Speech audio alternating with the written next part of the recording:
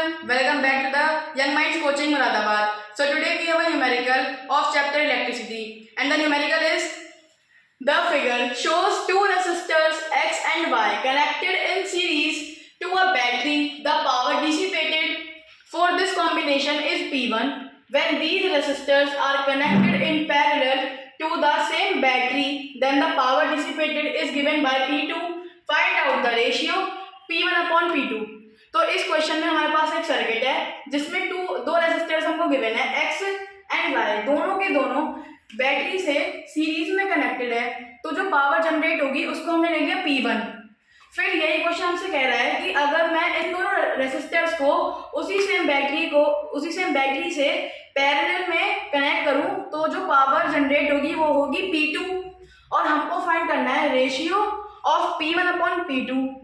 तो पहले जब रेसिस्टर सीरीज में थे तो टोटल रेसिस्टेंस हमने ले ली RS, यानी कि X प्लस वाई। X की वैल्यू गिवन है R और Y की वैल्यू गिवन है 2R। तो R plus 2R is equal to 3R। Resistance आ गई हमारी सीरीज में, total resistance 3R। Power dissipated हमने ली है P1 is equal to V square upon RS।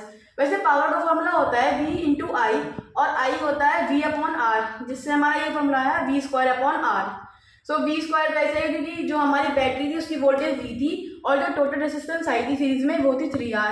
तो हमारी P1 की वैल्यू आ गई V स्क्वायर अपॉन 3R।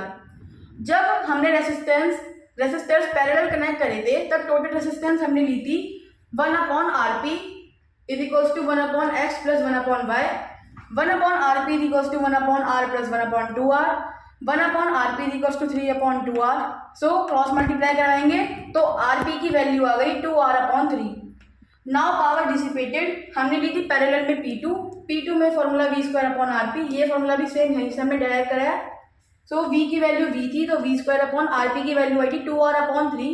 सो V square upon 2R upon 3, यहाँ से हम 3 को ले जाएंगे ऊपर तो हो जाएगा 3V square upon 2R।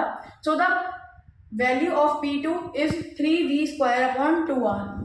Now we have to find the ratio of P1 upon P2।